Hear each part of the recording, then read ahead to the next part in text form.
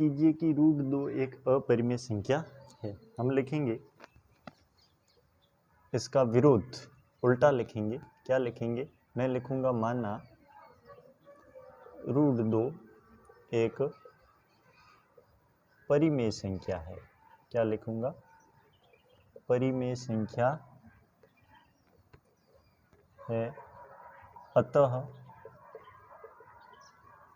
हम a व b दो पूर्णांक प्राप्त करते हैं, पूर्णांक प्राप्त करते हैं जो जहां b बराबर 0 नहीं है। फिर क्या लिखेंगे? अतः √2 बराबर a बटा b।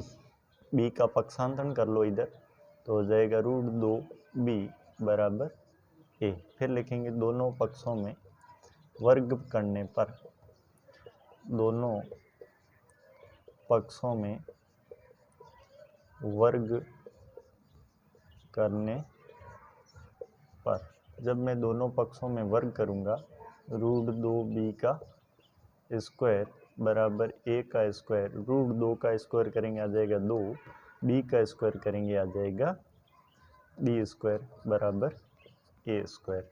इसको समीकरण 1 डालूंगा। अब लिखूंगा अतः, यहाँ देखो 2b स्क्वायर बराबर a स्क्वायर, मतलब 2 है वो a को क्या कर रहा है? विभाजित कर रहा है। अतः 2a स्क्वायर को विभाजित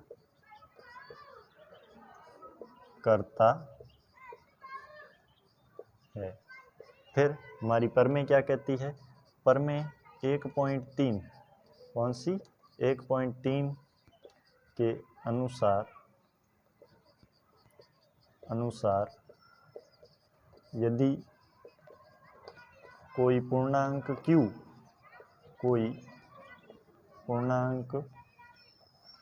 q a स्क्वायर को विभाजित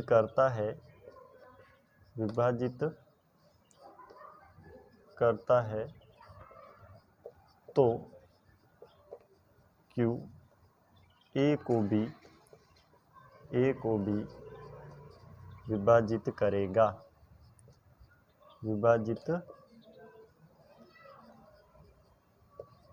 करेगा, अब हम लिखेंगे, अतः a बराबर 2c, जहां c एक पूर्णांक है। c भी क्या है? a व b की तरह एक पूर्णांक है। फिर लिखेंगे a का मान समीकरण 1 में रखने पर,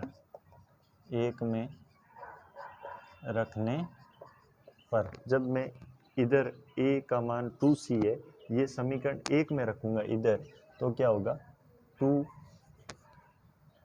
2b स्क्वायर बराबर a की जगह लिखूंगा 2c का स्क्वायर। देखो 2b स्क्वायर, 2 का स्क्वायर करेंगे 4c स्क्वायर, ठीक। 2 इधर भेजो, b स्क्वायर बराबर 4/2 c स्क्वायर, ये इससे कट जाएगा 2 बार, तो b स्क्वायर बराबर क्या आ जाएगा? 2c square. वापस जिस प्रकार 2a स्क्वायर को विभाजित कर रहा था, उसी प्रकार अब 2b स्क्वायर को भी विभाजित कर रहा है। लिखेंगे अतः 2b स्क्वायर को विभाजित करता है, इसलिए 2b को भी विभाजित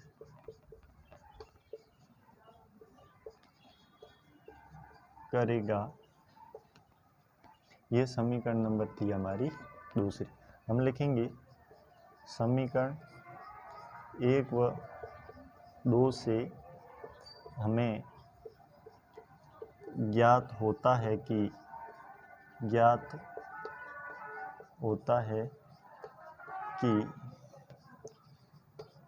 ए व बी दोनों 2 से विभाज्य है। इसलिए पूर्व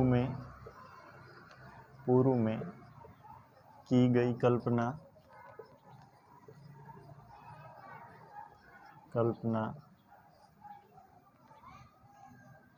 का विरोध होगा तथा √2 एक परिमेय संख्या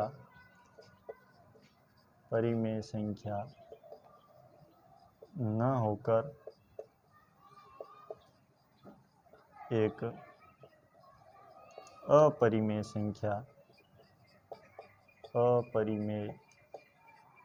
संख्या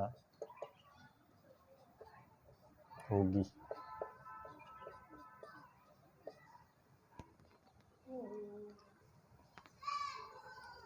इस प्रकार हम √2 को एक अपरिमेय संख्या दर्शाएंगे।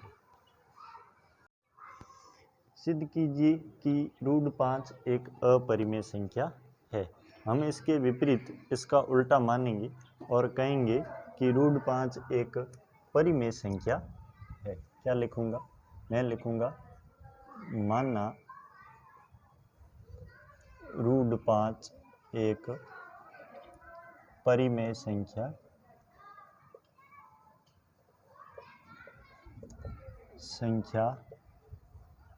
है तथा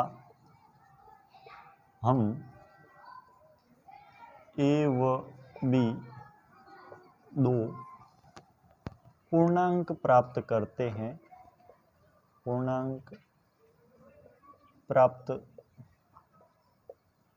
करते हैं जहां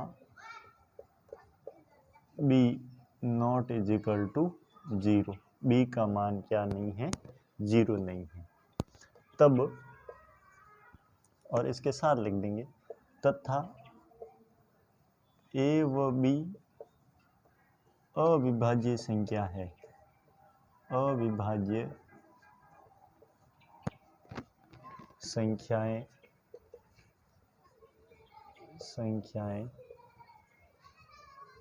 हैं। तब हम लिख सकते हैं कि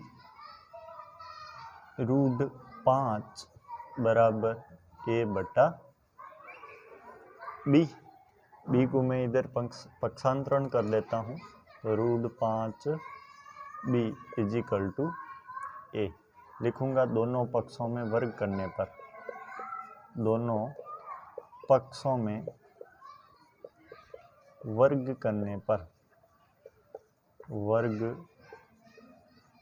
पर जब मैं दोनों पक्षों में वर्ग करूंगा तो √5 b इसका भी वर्ग और a का भी वर्ग, तो 5 का वर्ग √5 का वर्ग करेंगे तो हो जाएगा 5 और b का वर्ग करेंगे तो होगा b² और a² का तो a²।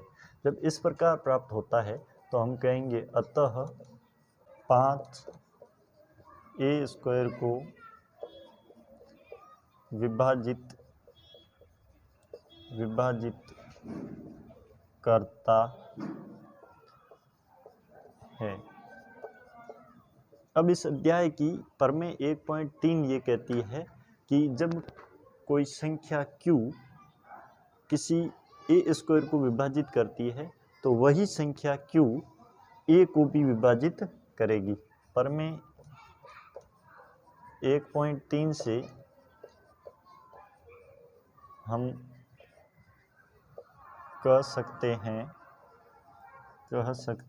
हैं कि 5 ए को विभाजित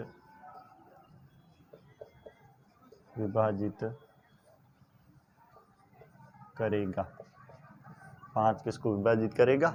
ए को विभाजित। इसको मैं समीकरण नंबर 1 लगा दूं और अब मैं लिखूंगा कि ए बराबर 5c, जहां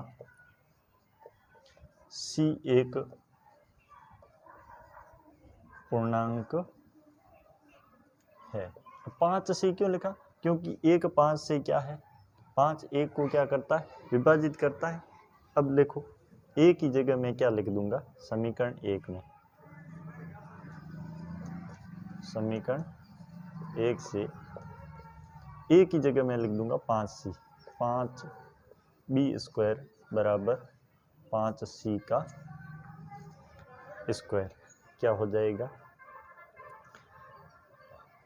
इधर लिख देता हूँ कि 5b², इस 5 का स्क्वायर हो जाएगा 25c²। अब लिखेंगे b² इजिकल टू 25c² बटा 5, b² बराबर 5c²। ये हो गई समीकरण नंबर 2। अब देखो समीकरण 2 और 1 एक जैसी है, मतलब इसमें ए² 5 से विभाजित था, तो अब इधर 5 विभाजित किसको कर रहा है? बी से। अतः 5b² को विभाजित करता है, इसलिए 5b को भी विभाजित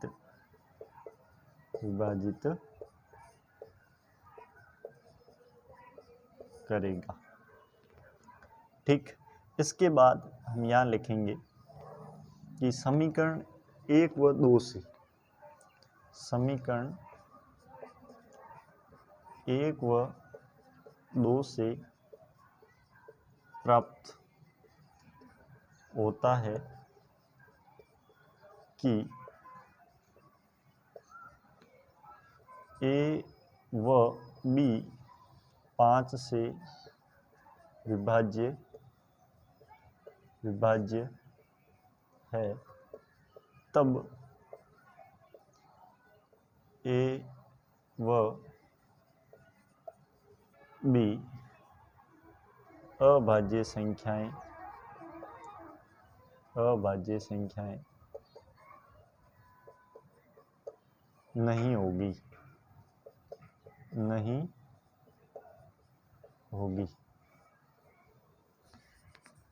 लिखेंगे अतः हमारे द्वारा पूर्व में की गई कल्पना गलत है तथा √5 एक अपरिमेय संख्या